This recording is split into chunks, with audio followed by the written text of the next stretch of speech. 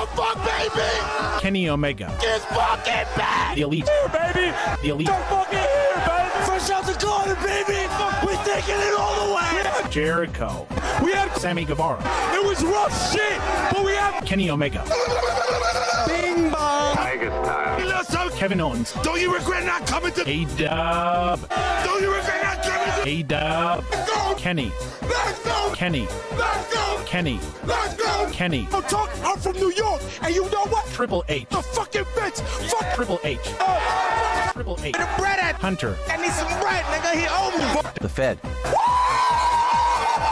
you thought Triple H. so good? He's stunning. Tony Khan. You smoking on that WWE. back tonight, you heard? Tiger style.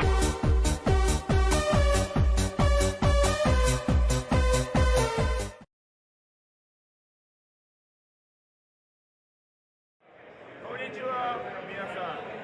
I, Great Joker, Unite Empire.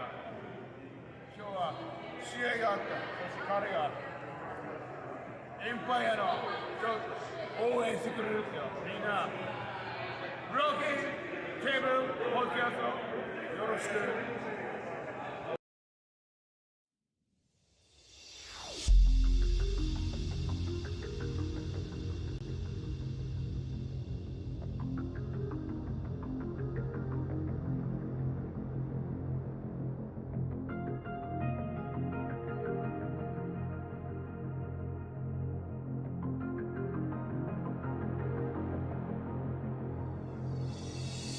Yeah, I hear the battle cry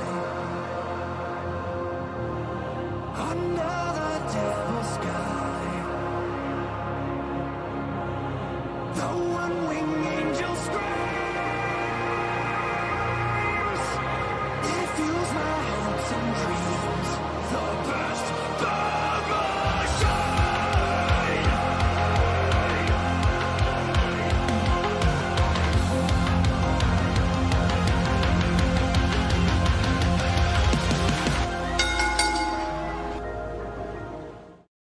What's going on, guys? Welcome to the Broken Tables podcast. I'm your host, Jeffrey Vegas, here as always with the reigning, defending, Broken Predictions champion, King Rome. How you doing tonight, sir? Jeff, I would have to say that I'm doing pretty damn good. You get a great episode of AEW Dynamite. Philly Absolutely. win. Eagles are back this Sunday. You know, for now, living the dream. Yeah, this Except was for the a fact that CM Punk's gone. And that'll- absolutely fantastic Okay. episode of Dynamite, huh? Yeah, no, I thought it was a really good episode of Dynamite. Yeah, the crowd was fantastic there in Indianapolis, Indiana. Great job by the crowd there. I mean, not much more has come out on any news fronts or anything, so we should just probably get right into it, right? Yeah, what's up to John Brenner in the chat? Hell yeah, John. The Phils took 2 of 3. I'll take it. Oh, On to the next absolutely. series. Mhm. Yeah, let's say what's up to everybody in chat. We got the Coog, we got Michael Duke, and John Brenner. Thank you guys very much for joining us here tonight. Anybody else that I did not mention, go ahead and throw something into chat so we can see that you guys are here. Any questions or any takes that you guys had on the episode tonight, please let us know in chat as well. That's why we call ourselves the only interactive podcast on YouTube. So go ahead and put anything you guys want in the chat there. We started off with Orange Cassidy tonight, man. Loved hearing his music to start the show. You know, I wasn't expecting it considering he had just lost, you know what I mean? Usually he wouldn't be the first person to be coming out on Dynamite, but this was great, man. I absolutely loved it. Cassidy came out, cut a super short, quick, you know, thank you to the crowd, basically, because the crowd was saying, thank you, Orange, and he said, well, thank you. This was great. Yeah, I mean, it was absolutely excellent. Orange Cassidy says, they told me to stay home, but I said, nah. I will be here every single week without a title, with a title or without a title, because I'm Orange Cassidy, and I don't have a catch. That's great, dude. I love it. Man, I've been saying every week, and I don't know if it's still the outlier. It's not the outlier anymore because now everyone's on board. But like, man, Orange Cassidy is just He's one of the best doing it in the industry today. And if you still don't see it, I don't know. I don't know if I can help you with that. Yeah. The dude's just absolutely killing it. You look at this past, I mean, he's my wrestler of the year, hands down. Like, this guy is pretty much got it on lock, unless he like goes MIA and doesn't do anything for the rest of this year. I mean, 31 It, title defenses that every single one of them can be considered a great match. yeah, best champion in the company's history, one of the best championship runs in pro wrestling ever. You can disagree, that's fine. You're wrong. What's up to Colby in the chat? And John Brenner says, just need to be said, give Swerve every bell in the company. Yeah, Swerve was fired tonight. That was amazing. Michael Duke saying MJF hurt his neck again after he poked the bear of Samoa Joe. That he did. Yes, he did. But I thought this was excellent. I just thought it was great. And it, honestly, the last 2 weeks for me felt like the evolution of Orange Cassidy, in a sense that Absolutely.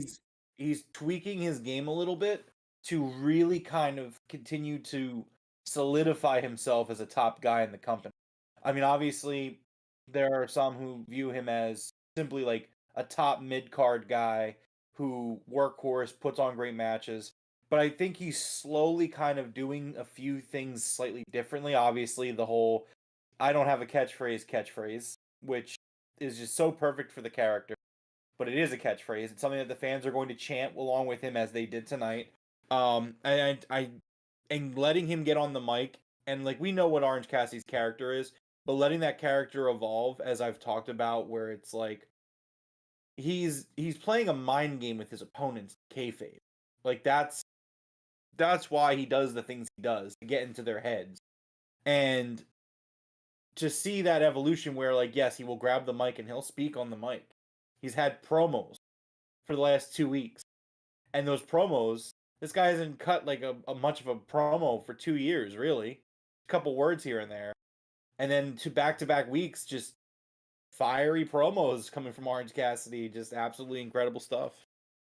Yeah, I was very impressed here. My only thing is I was left wanting a lot more, but I know, like, in my heart that that's not what his character does. He's short and quick, but man, those last couple promos that he did, the last few weeks were amazing too, right?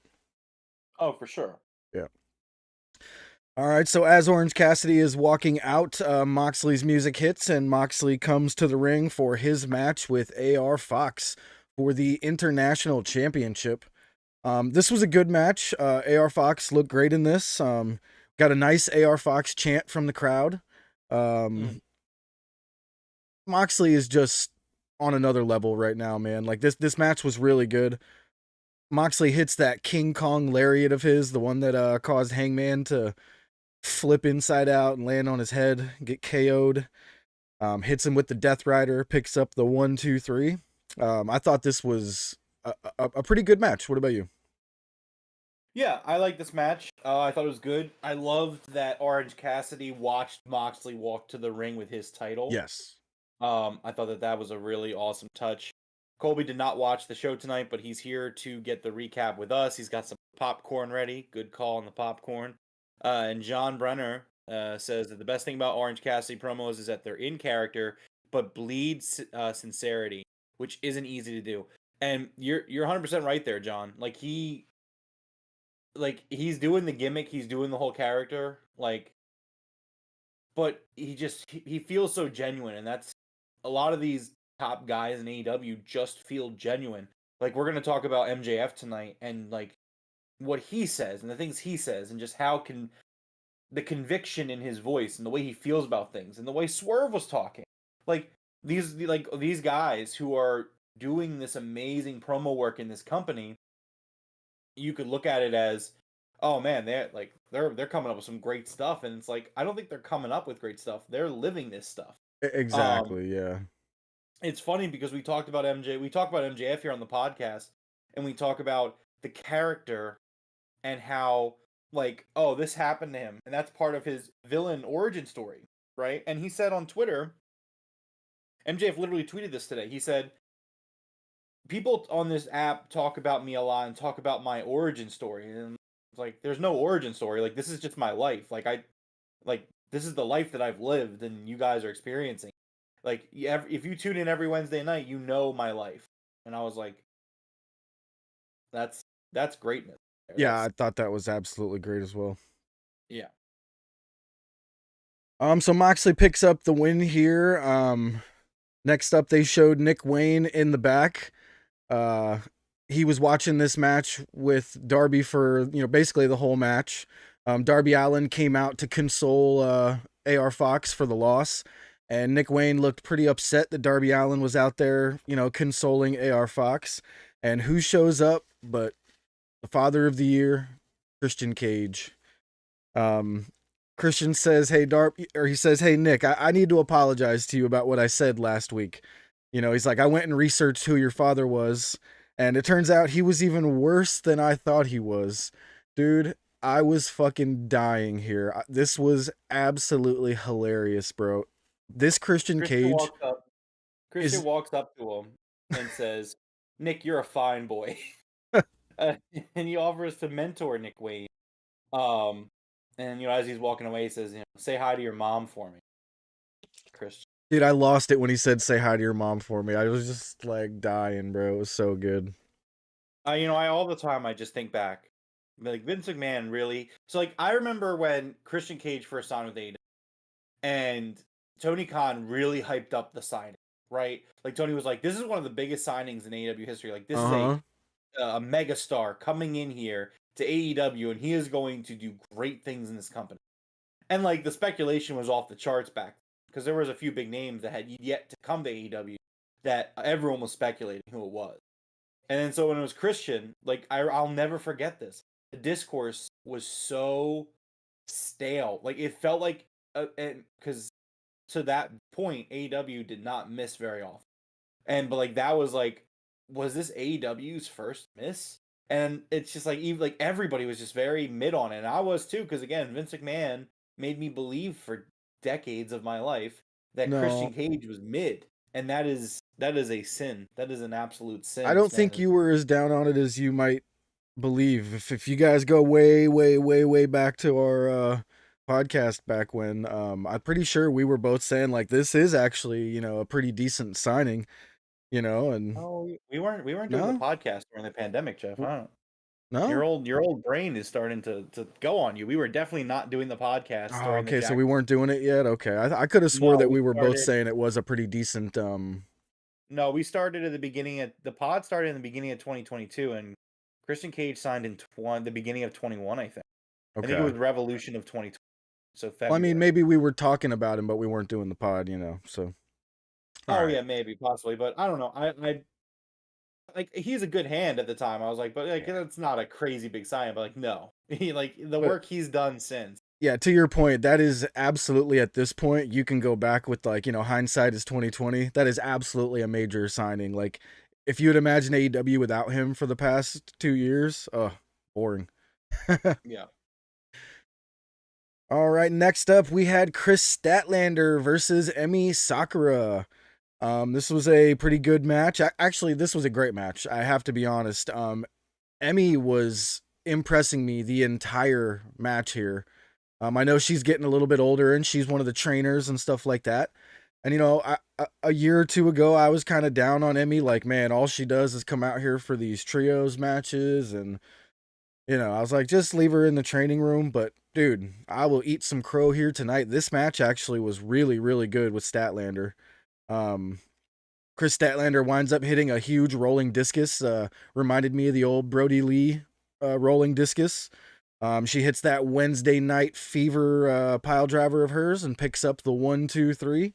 I thought this was a great match, man. I was very surprised that I enjoyed a Emi Sakura match so much, And I wasn't surprised. Emi Sakura is she's awesome. Great. Yeah, I mean, I know everybody loves Emi Sakura. She's one of the trainers, and she's done an absolutely amazing job with the women's division here, and never taking anything away from her. I was just expecting a basic Chris Statlander kind of gonna squash her a little bit, but wasn't a squash match by any means, and they had a great match. You know what I mean? I mean, yeah, I get what you're saying, but yeah, like I knew what to expect from Emi, and this match lived up to that hype. I thought this was a really excuse me, hard-hitting match. Really enjoyed it. Thought it was really good. Yeah, hard hitting's a good way to put it. I was like, man, this is intense. I wrote down, this is intense. Next up, we had a Roderick Strong video package. And dude, speaking of Roderick Strong, I know you noticed him. You mentioned it in Discord. The graphic that they made for Roderick Strong with him in his neck brace is one of the funniest things I have ever seen when it comes to a graphic for a match. It looks absolutely hilarious. If I could find it, I would bring it up here, but I can't find it right now. Got you, Jeff. Michael Duke asks, what happened to the avatars? We stopped doing them for a while since nobody was really participating with them. You know, we'll bring them back one day if you guys really want. We think it's good to focus on us. Yeah. By the way, Jeff, check your DM. Check the DMs. Not that easy. But anyways, yeah, I thought that this was a really good segment because so Roddy he shows up and he's sitting there in a chair with the kingdom kind of on him, around him, supporting him, and they're just like, tell us about your family. It's just like, what? Why? And then Roddy's just like, yeah, let's just parents weren't good parents. Just like Jesus Christ. Oh, dude, I was laughing too. My wife was looking at me like, why are you laughing at this? Because it's just like Roddy's character is that he is just the whiniest bitch right now. Yeah. And it's so funny. Because it's just so good. They're like, tell us about your family. And instead of like saying like, oh, we didn't have a lot of money, but my family worked hard to make sure I could pursue my dreams of being a pro wrestler. Looking at it from that glass half full, he's like, my parents, they didn't know how to. They weren't very. I had a rough life. I was always alone. I'm always alone, man. And it's just Yeah. It was funny. It's so funny. The part where he said, I have to sleep with a BB gun by my side because he was like living in a bad neighborhood. I was like, dude, that is hilarious. Yeah, it's so over the top, but it's so funny. He didn't even say it was a bad neighborhood, I don't think. I think he just kind of like implied it a bit. He was just no, he said I fell asleep with a BB gun next to me because I was alone. Yeah. And it's just like any other character that would totally play off in a sympathetic way, where it's like, damn, this character had a rough upbringing, really been through some shit, and now they're here, and that's great. But because it's Roderick Strong, and because it's just he's sitting there in the neck brace and the glasses, yeah, and like the kingdom are like around him, like kind of fawning over him. Dude, the way that they were sitting over his shoulders, it was kind of like that Step Brothers movie, like that picture that they take as brothers, but there was 3 of them this time. It looked really funny. Adam. Next up, we had Don Callis joining commentary for Les Sex Gods, Chris Jericho and Sammy Guevara versus Aussie Open, Kyle Fletcher and Mark Davis. And man, immediately the crowd starts chanting meat for Mark Davis. So do you think anytime a big man's in the ring, we're going to just get the meat chants from now on in AEW? I mean, we may see the establishment of the meat division. Yeah, seriously, it'd be a pretty good division, to be honest with you. Miro, freaking Hobbs, Davis, let's go. Yeah. This was a great match, actually. It did not finish the way that I wanted it to, or the way that I thought it should, but I'm okay with it at the moment. They still kind of, sort of broke up here a little bit. I'm not sure exactly what's happening, but Chris Jericho does hit the Judas effect, and he picks up the 1, 2, 3. There was a couple of moments in the match where there was some friendly fire from Jericho to Sammy Guevara, and after the match, even though Jericho picked up the win, Sammy looked extremely irritated. Jericho grabbed his hand to raise his hand for when the referee raises their hands, and Sammy was not having it. He shoves Jericho and he walks out. Well, he shoves Jericho. They get into a little bit of a pushing match, and then Sammy walks out. I was left confused, but still thought to myself, okay, let's see where this goes. Where were you left at the end of this? So, in terms of quality, I thought the match was great, and I thought that for what it was, the post-match segment was really good. Aussie Open were over as hell. What'd you say? I said Aussie Open were over as hell. Oh, I mean, they're one of the best tag teams in pro wrestling. Absolutely, so, yeah. They're a top 4. They're a top 4 tag team. Ooh, wow. Bold words, sir. I mean, am I wrong? I mean, the I top don't. four I won't tag teams, argue it at all. top four tag teams in pro wrestling are the Bucks, FTR, Lucha Bros, and Aussie Open. Oh, oh, And that's right. that's There's just no more Usos. They're not a tag team anymore. look, man. The Usos are overrated. I like the Usos, but they're overrated. They were the best tag team in WWE, and that's not saying a lot considering. That's where I'm at as well. Yeah. Yeah, it's just like, all right, man. Well, second of all, New Day better. New Day's way better than the Usos. Just I wouldn't say overrated, but I definitely agree they're probably the best tag team in WWE. But New Day's right up there with them. no, I mean, I would put the New Day over the Usos, but that's just me. At the end of the day, the Usos got pushed for one reason and one reason only: blood. Their blood, The bloodline. bloodline. Yeah. Well, what can you do? But Anyways, this was great. where What did this? you think of Sammy walking out like that, though? So my thing, the problem is that there's been so many. We've done this dance so many times to a point where, and I think I said this the last week. It's like it's a shit or get off the pot moment. Yeah. Where it's like, how many times are we going to tease this Jericho Sammy breakup? Either do it or don't. I'm kind of over it. And now, again, that's not saying that the segment was bad. For what it was good. But in the context of the storyline that's been going on in AEW since day one, these guys have been kind of on the cusp of breaking up for, what, a year now? A year and a half? Yeah.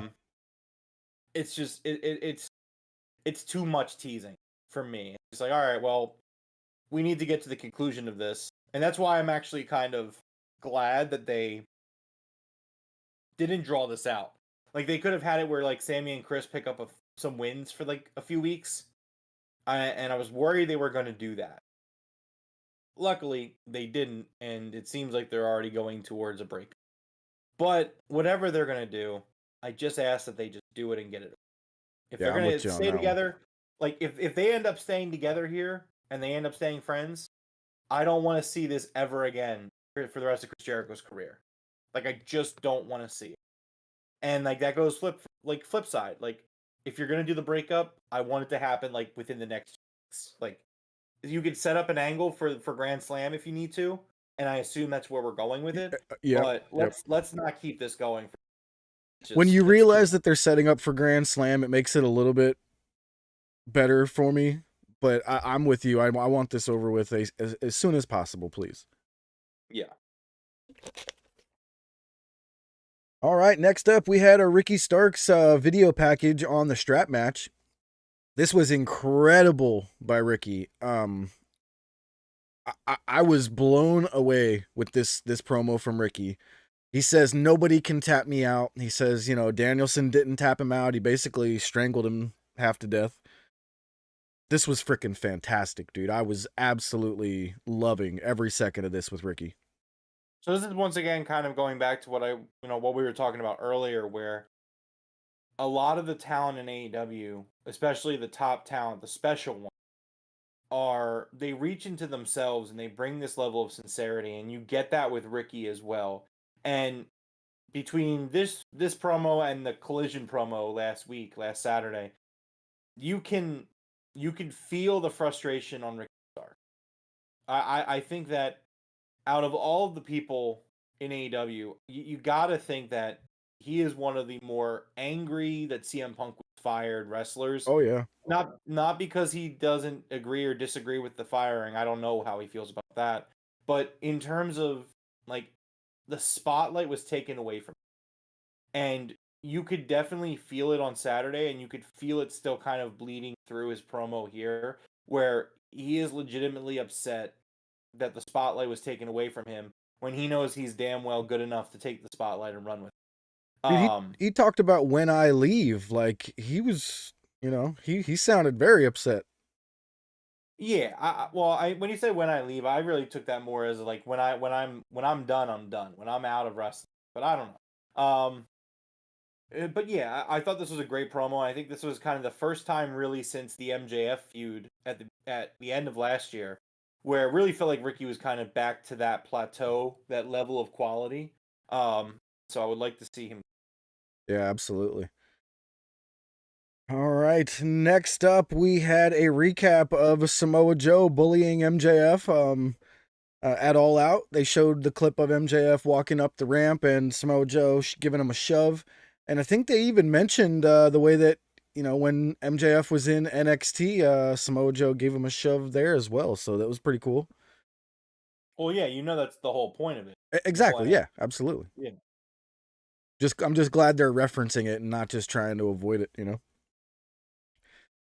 Next up here was Don Callis and Takeshita with Renee Paquette. Don mentions that, they've defeated Kenny twice in 7 days. There was an easel sitting there with a new painting on it, but they would not let Renee Paquette unveil. He said that's for next week. I thought this was decent, did what it needed to do, but man, I didn't realize that they defeated Kenny twice in 7 days, man. Like, Kenny's lost his last, 6, is it, pay-per-views? And last 8 matches, I believe. On BTE, he said I've lost the last 6 pay-per-views, but Don Callis said 8 matches tonight. So I was kind of like, okay, maybe that's, I don't know. That's wild, isn't it? I haven't even thought about that. He's just so good that the losses just don't even register. I mean, people don't realize, but before Kenny won the world championship, like Kenny, like year 1 AEW, like that Kenny Omega lost almost every feud. Kenny Omega was not winning matches when AEW started. Like he was putting everybody over. Right, and that's just what he does. Like they made a star out of Takeshita. Takeshita beat him clean. So kudos to them. Yeah, that's what surprised me was Takeshita winning so clean. I was like, whoa. He tried to cheat once or twice during the match, but the finish was clean as a whistle. I was like,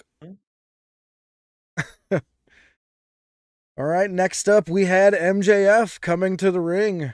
He comes in and he says to Indiana, he asks the crowd, who's your daddy? And the crowd gives him some MJF chants. He says he realized that September 20th on Grand Slam is his hometown. That's going to be a freaking great episode. Can't wait for Grand Slam. During his promo, Samoa Joe's music hits. He comes out and cuts a pretty good promo on Max and, says, what's your problem, kid? And apparently the word kid starts to get under MJF's skin here.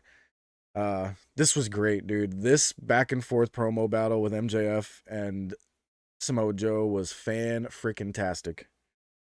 Yeah, so Samoa Joe comes out and MJF says, oh, I know why you came out here so fast. You confused my entrance music for an ice cream truck. That was great. Joe responds, the last time that happened, or the last time I was around an ice cream truck, I was the biggest star on the other company's network, which I thought was a really great line. So is he talking about Peacock? Yeah, so he's referring to him being Sweet Tooth. Yeah, I knew that, but I was like, why is he saying the other company's network? I'm assuming it was because of Peacock. Correct. That's what he means. He's saying that his show was on Peacock, so the other company's network. Yeah. When I hear the other company, I think WWE, you know what I mean? But yes, that's what he was referring to. Yeah. So MJF is not like being called a kid. He's saying like, oh, you're just saying the same thing over and over again. That's not very creative. Let me show you creative. He calls him the Pillsbury Joe Boy. Samoa Doe. Basically says he has a small penis. The crowd starts chanting, fuck you, Joe. Yeah. I wrote that down too. Joe responds with, you all sound like your mothers. And MJF is like, don't bite, Indiana. Don't bite. Because that's what he wants. He wants you to win. He wants to win. Don't give him the satisfaction. So MJF starts talking about the push in NXT. And he tells the story, kind of reiterates the story that we know with William Regal when William Regal basically ghosted him. Basically ghosted MJF. Crowd starts chanting that Regal fucked up. They're right. MJF basically, he says, he's like, I knocked that old man out and I sent his ass back to NXT where he belongs. And if you're not careful, Joe, I'll send you next. That was Love this. great. I loved this so much. This was such a great line. Perfect. And so MJF gets in Joe's face, and he's talking about it. He's talking about the push and the disrespect and everything he's had to deal with. And again, the sincerity, like MJF is shooting. People don't realize that when MJF is talking about Regal ghosting him and like Joe shoving him and like those things, that's real. Like that is like you could just feel it. And like if it's not real, damn good acting, damn good wrestling. But like I gotta give it to him where it's just like I just feel like that's real. In a sense that like again, you just feel it. You just feel it when he talks about those emails from Regal. When he talks about MJF pushing or Joe pushing in the hallway. Like all these things. You just feel it. You see it in his face. Again, at one point he gets up in his face and he's shouting at Joe. He's shaking. And I'm just like, that's real. Joe says that his point was beautifully made. MJF says that you think of me as a kid because that way you could do whatever you want with me. That's why you shoved me. Joe says, I didn't think of you as a kid when I pushed you. Thought you were just a little bitch. MJF bites and slaps Joe. Joe then turns around and he's like, I'm not going to hit you because I want my title shot. Go ahead and leave. And MJF goes to leave. Joe low blows him. In which case MJF turns around and low blows Joe. Which for me kind of felt like a callback to the fact that both of them a couple minutes prior said they both had tiny dicks. Yeah. It goes into a fight. Joe is about to break MJF's neck, and Adam Cole makes the save. They are walking up the ramp, and all you hear is Adam. And there's Roddy coming out for his match with no music. Like that's his, yeah. That is that gonna be Roderick Strong's new like Titantron thing where it's just Adam. The funny part about the Adam thing is he said it 3 times before Adam Cole acted like he heard it. And I'm like, dude, the entire arena hears him screaming Adam. And Adam Cole's just like doop-de-doop-de-doo. And all of a sudden, oh, what's that?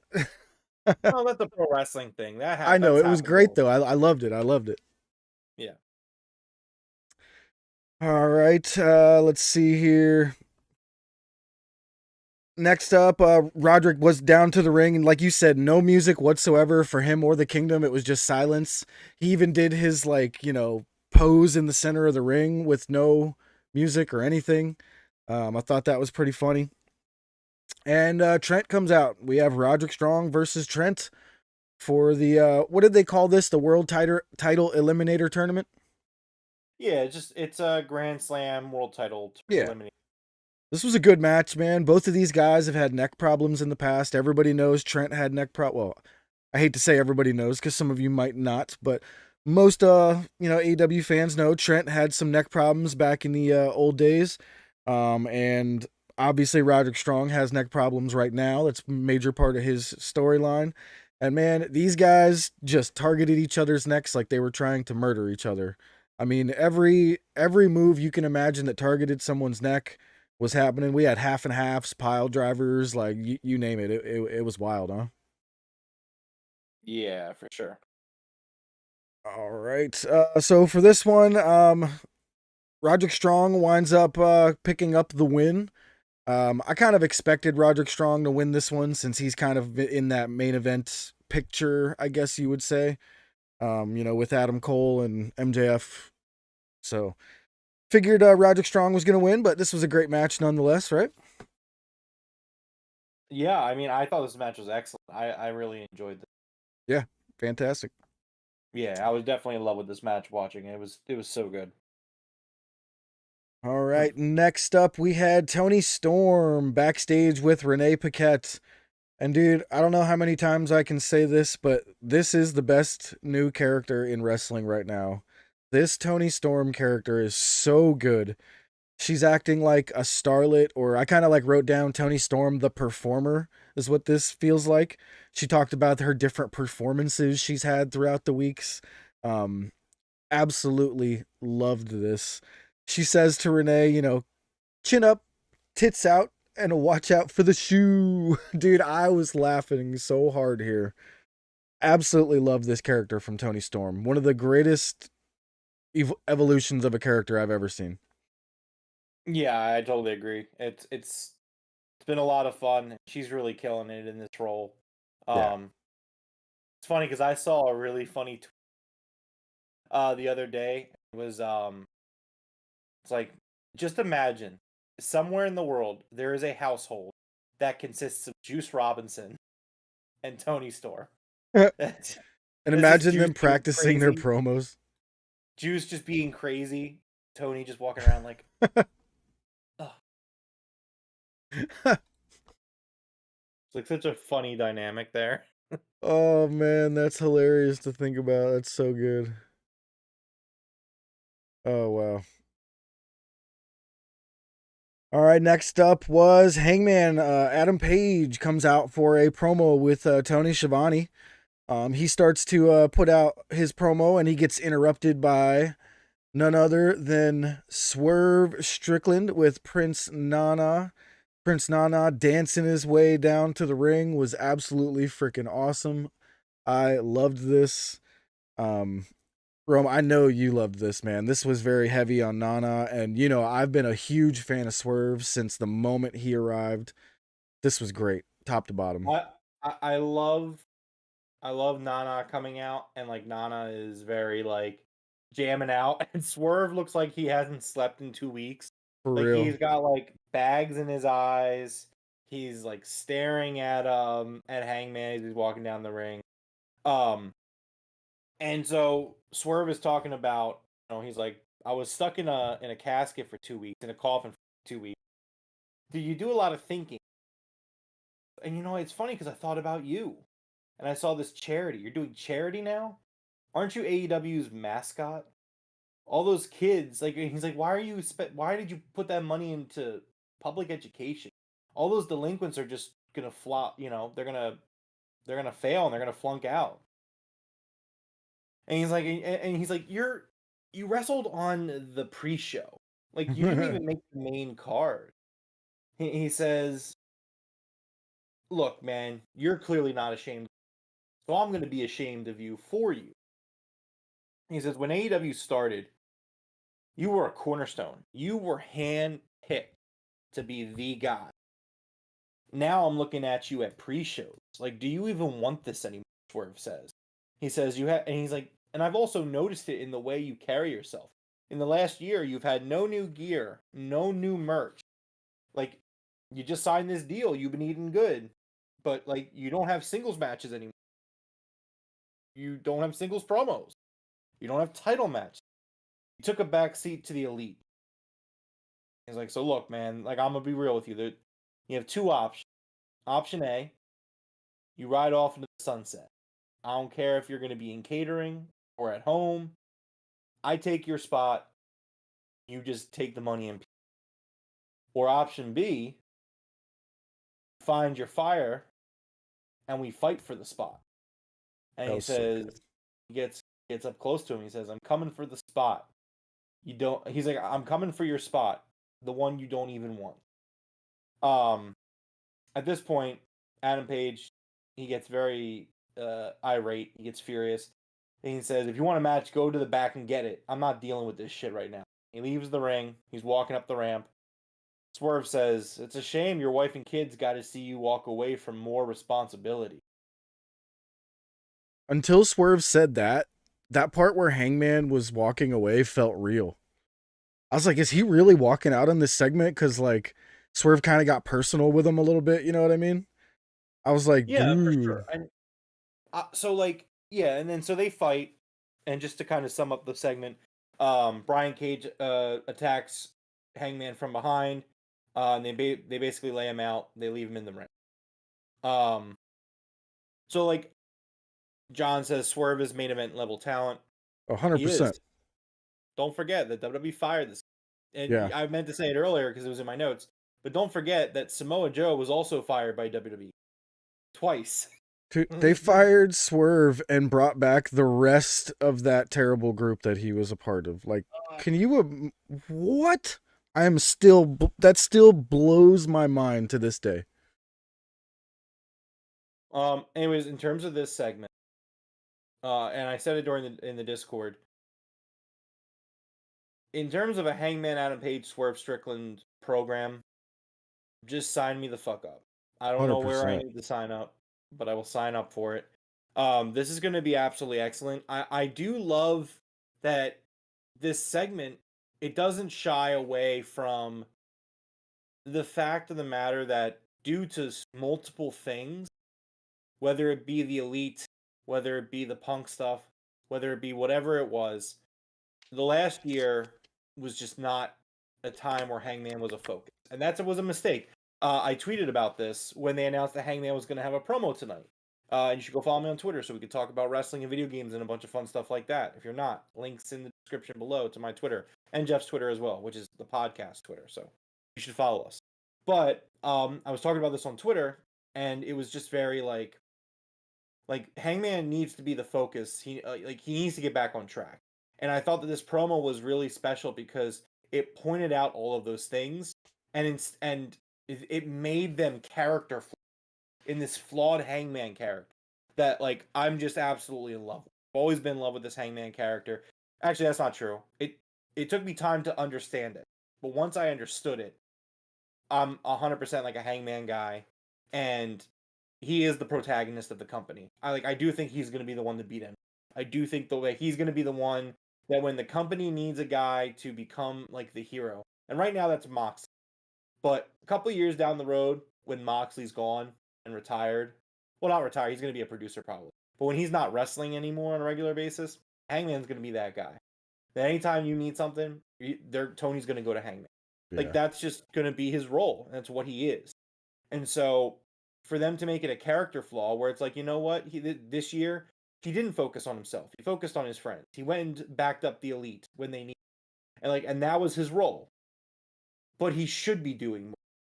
And I think that there's no doubt in that.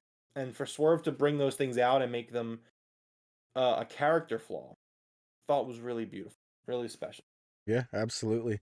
My favorite part of this is when Swerve told Hangman, if you don't show everybody some real cowboy shit, I'm gonna turn AEW into whose house? And dude, the audience just right on cue, Swerve's house.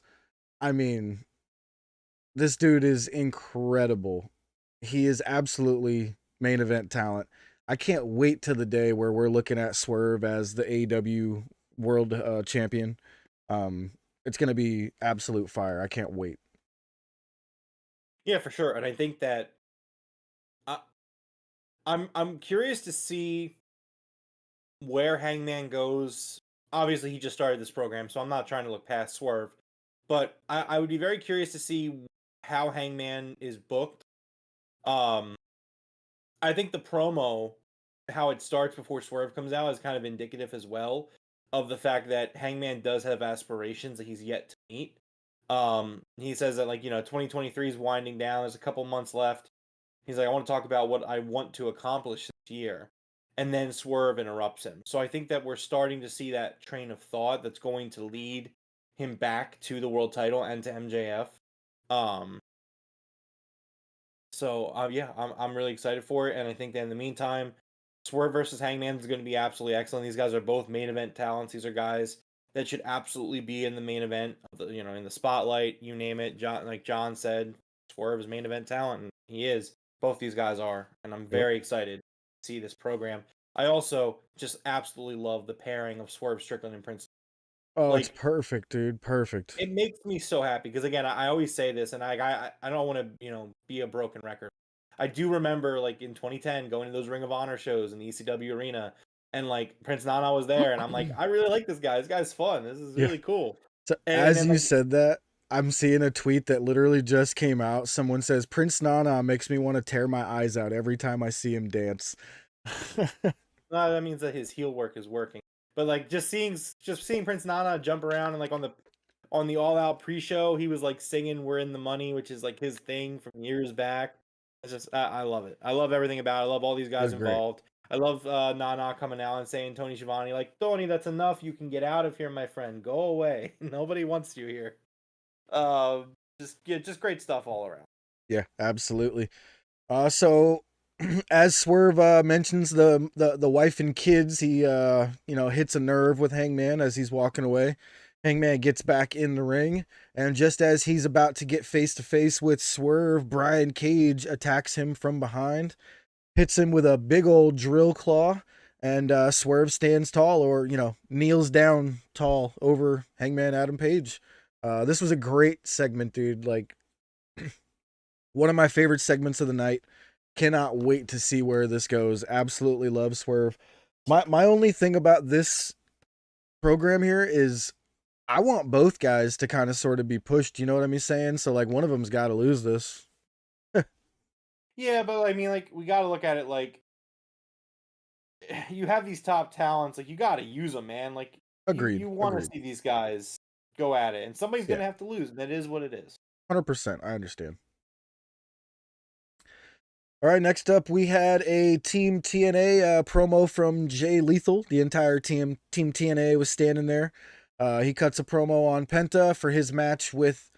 Jay Lethal cuts a promo on Penta. He's having a match with him for the World Championship Eliminator Tournament. Penta says some words back. And then we get Jeff Hardy as well versus Samoa Joe for that tournament. They both kind of just go back and forth on a couple of promos there. Not bad. Well, what do you think of these promos for the tournament? I kind of like how they just kept them real short and sweet. Yeah, no, I thought they were good. By the Yeah. way, Jeff, I'm actually just by happenstance looking through. You know that's not my Twitter link, right? What is it? I don't know. It's some random ass dude. What are you doing?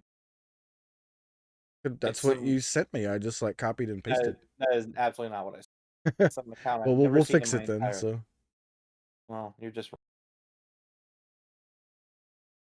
you'll have to Anyways. send me the correct handle there. yeah, I'll do it right now. You just noticed this Anyways, after like a month, dude. I like Jeff Hardy's promo here. Jeff Hardy was kind of like, I'm sick of saying sorry. Samoa Joe, let's do this. I really enjoyed that. Decent little promos instead of making Excalibur shout it out. This was some decent promos. Yeah, for sure. Next up, it was time for the main event. We had Darby Allin versus Nick Wayne in their world title eliminator tournament match. Now, don't get me wrong. This was a very, very good match. Absolutely loved Darby Allin and Nick Wayne in there. These guys tore it up. But do you feel like this should have been the main event of Dynamite tonight? I mean, look, I look at the card and I don't think nothing necessarily stood out to me more than anything else.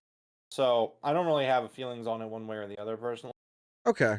I just felt like as the match started, I was like, if this is the main event, I was like, I kind of get it. It's a pretty big storyline going on right now, but I feel like it should have been Moxley and AR Fox to be the main event until Christian Cage showed up on commentary. And then it made it feel like a real main event. Did you get that feeling at all? I was kind of hoping you would kind of be indifferent there at the moment. Sorry, what did you say? So I said it felt that way until Christian Cage showed up on commentary, and then it had a main event feel for me. Oh, I gotcha. I mean, yeah, man, Christian Cage is the man. I mean, again, I like this match. I thought this match was great. There was a spot in it that I absolutely loved where he's talking about Darby grabs the mic. He's like, hit me like you want to win. And you think that Nick is going to punch him, and he super kicks him. That's really good. That was That's great. A great Yep. spot. He's like, hey, man, I want to win, so I'm hitting you like you want me to hit you. The giant frog splash off the top rope to the outside. I'm not sure I've ever seen somebody do a frog splash from the top rope to the outside before. Have you? Like, not even Eddie Guerrero or anybody who uses the frog splash. I don't think I've ever seen that. That had to hurt. Like, I don't know. It was definitely crazy. It was a great spot. We went into overtime here after that spot. It was past 10 o'clock. Darby Allin takes out Nick Wayne, but he couldn't bring himself to do the coffin drop onto Nick Wayne. So he winds up putting him into a nasty submission that I don't know what it is called. Do you have any idea what the name of that submission was? No, I don't know. It was To be honest. disgusting looking. It looked painful. And as Nick Wayne's he refused to tap out at first, and then Darby just kind of stomped on his head real quick, which was kind of part of the submission. And then the ref just called it off. He was like, that's it. This is done. Game over. Darby has won via submission. This was an awesome match. I'm not going to take anything away from it. Thought it was great. Once Christian showed up, it definitely had the main event feel for me. I loved it. I loved every minute of this. This was a great, great episode of Dynamite tonight. Yeah, so I thought the match was great. I really like how there's an added level now to this whole AR Fox thing, where Christian is trying to lure Nick Wayne over to him, and there's going to be some confliction there because Nick's going to be like, well, Darby is supposed to be my mentor, and yet he's being really buddy-buddy with the guy that left me in a pool of my own blood. Uh-huh. Like, that's still a thing. And I mean, I wonder if that leads to, Nick Wayne leaving Darby and being with Christian. And I think that would be I actually would love to see that, because as a viewer, you already know how this goes. You know what I mean? Like, in the kayfabe, like, as a viewer, you watch the show, you know that Christian Cage manipulated Jack Perry for a year and a half, and then turned on him. So, like, as a viewer, you know this. You know that that's why he's trying to get Nick Wayne to be a part of, his protege. But Nick Wayne, who's young and 18, and he's going to make dumb mistakes because he's a kid still, he's going to jump on that opportunity possibly. And he's not going to think about what happened with him between Christian and Jack. So, I don't know. I really love the dynamic going into this. I think it's going to be really good. Yeah, me too. I thought this episode was fantastic from top to bottom. I don't even think there was a low point here. Can you even think of anything where you were like, oh, this was the worst thing on the show? No, I think the show was very consistent. I wouldn't, I don't think that I'm holding the episode as high regards as you are. I think it was a very good episode of Dynamite. There was some things that I really loved. There wasn't really anything that I disliked or hated, apart from Jericho and Sammy continuing this tease. But again, I would just say it was a very good episode. It wasn't great, it wasn't excellent. For me, it didn't hit those super high points enough for me to sit here and say it was an excellent episode of Dynamite. But it was a really good episode. There wasn't really much bad going on. And, consistently good is better than having bad stuff on your show. So, yeah, I don't really have a lot of complaints, but it was just very good. It's a solid 8 for me. That's exactly where I was at. That was a solid 8. And kudos to the entire roster for this, with all the bullshit that's gone on over the past 2 weeks, they just came out tonight and just put on an absolutely fantastic show. You know what I mean? Just kudos to the entire roster here. I loved every minute of tonight. I had a blast. Yeah, for sure. All right. What do we got going on for Rampage and Collision? Well, coming up on Rampage here. Oh, and I see what you were talking about. You're talking about the description. Okay, that was wrong. But underneath your camera is your at. I'm pretty sure that's fine. Yeah. Oh, no, I meant in the description, yeah. Yeah. You're fine. I just fixed it. All right, cool. Anyways, coming up on Rampage, with the Young Bucks are going up against Daddy Magic and Cool Hand Ange. The Grand Slam World Title Eliminator Tournament quarterfinal, Samoa Joe versus Jeff Hardy. Penta El Zero Miedo versus Jay Lethal is also a tournament quarterfinal happening on Rampage. On Collision on Saturday, Roderick Strong will be taking on Darby Allin in the semifinal. There will also be Samoa Joe or Jeff Hardy versus Penta or Jay Lethal in the other semifinal. We will hear from Bryan Danielson. We're also going to see Bullet Club Gold in action. That if that's another squash match, I'm gonna be mad. The Acclaimed, we're gonna hear from the Acclaimed. We are also going to get next week on Dynamite a 4-way dance between Dr. Britt Baker, DMD, Hikaru Shida, and Nyla Rose and Toni Storm. Winner goes on to face Saraya at Grand Slam. Hangman Adam Page versus Brian Cage 3 is happening on Dynamite next week. Don Callis will reveal his next masterpiece as well on. Wow, that's some good stuff coming up. And did you say any women's matches there in Rampage or Collision? I'm seeing some people on Twitter saying no women's matches on either show. There's a women's match on Dynamite next.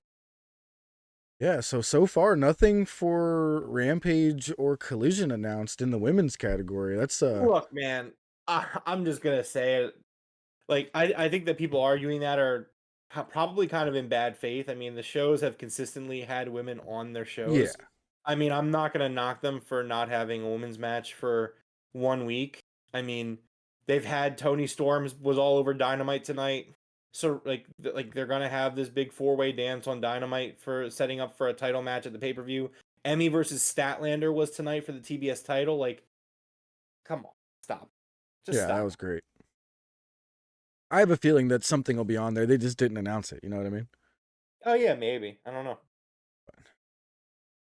All right. So in other news, man, did you see this spot on NXT with Braun Breaker and Von Wagner?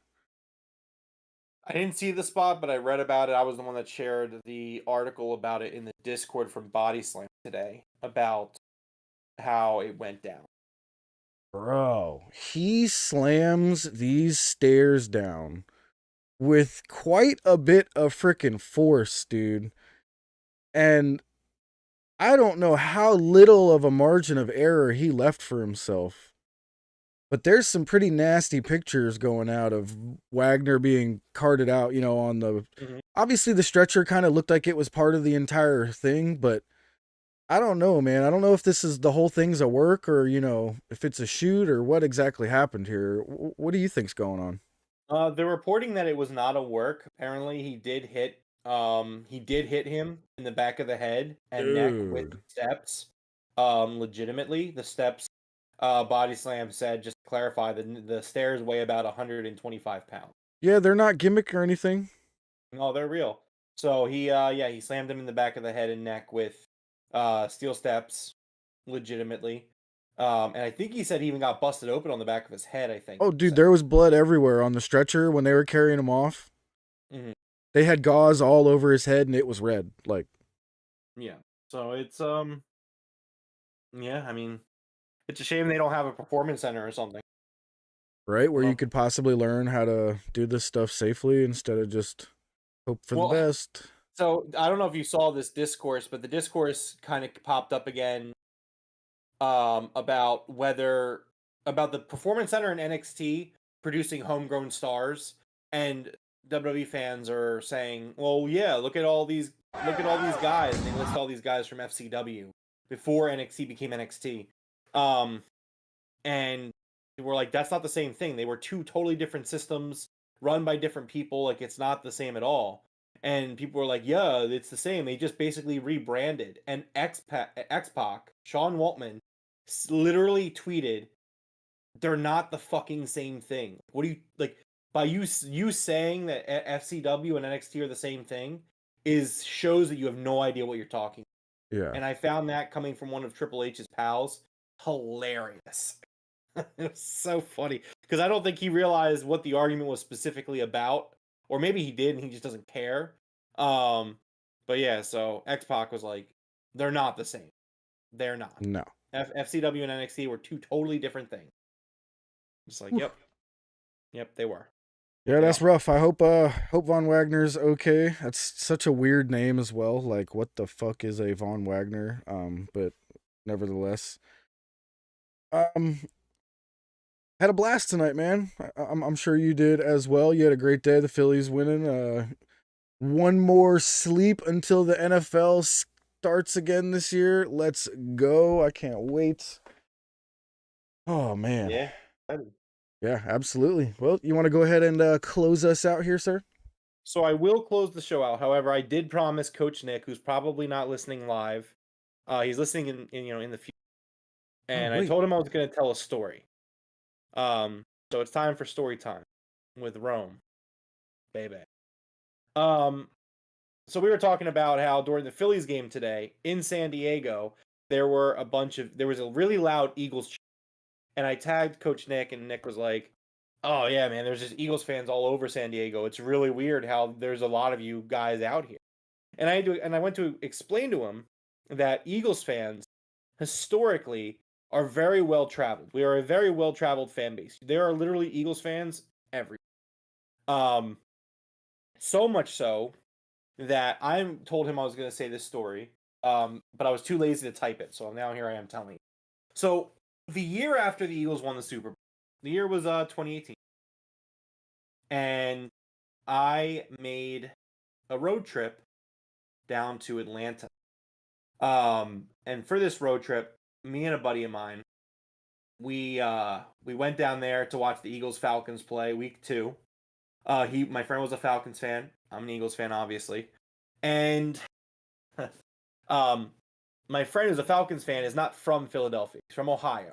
And it was cool because like we had met over Xbox. We played Call of Duty for years together, and whenever he was coming through to visit his family in New Hampshire, he would always kind of make a detour to come visit me and vice versa and whatever.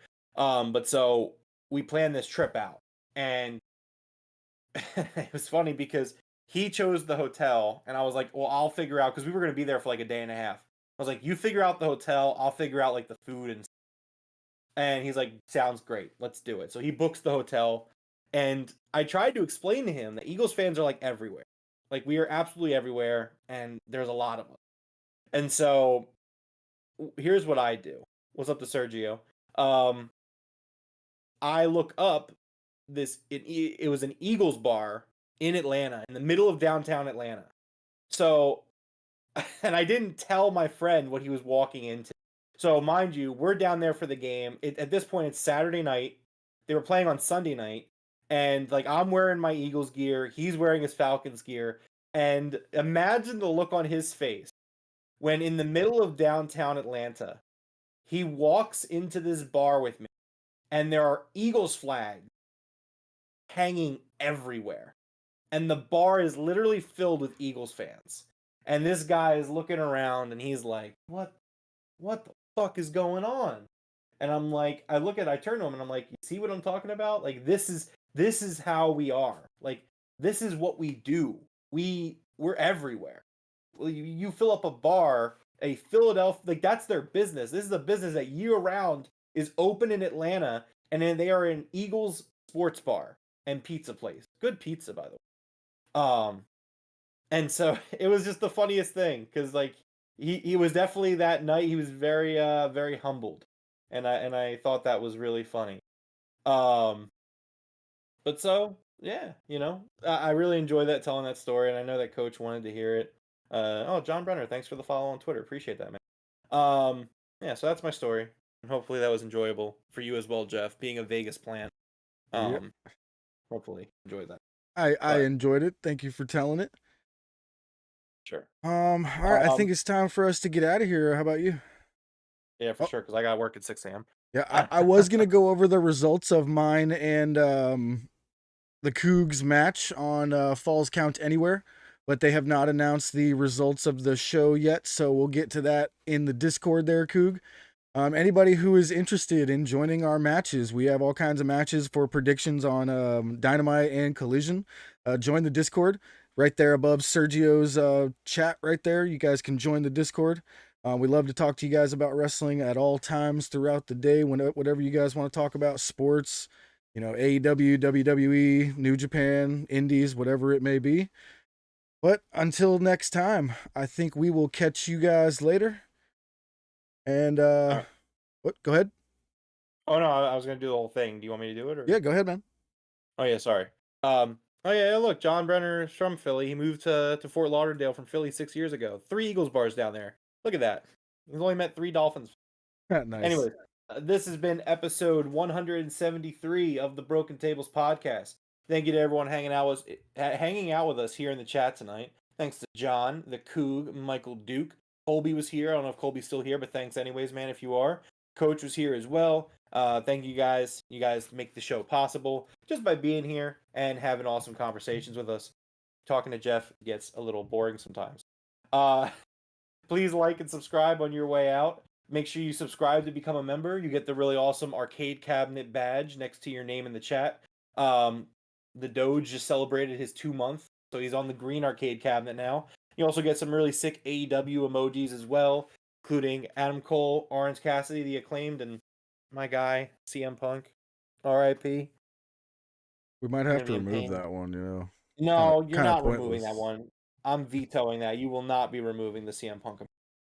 Anyways. Pointless now. It's not pointless. The memory will carry on. I'm never going to let people forget CM Punk. That's just the way it is. Anyways, follow us on our social medias down below on Twitter. You can follow the podcast with Jeff. You can follow me as well. Join the Discord. We talk about a bunch of fun stuff. Sports, video games, wrestling of all kinds, sports entertainment, and how bad it is. You name it, we're doing it there. Until next time, see you guys on Saturday for the Collision Review. All right. Like you said, see you guys next time. Top guys out.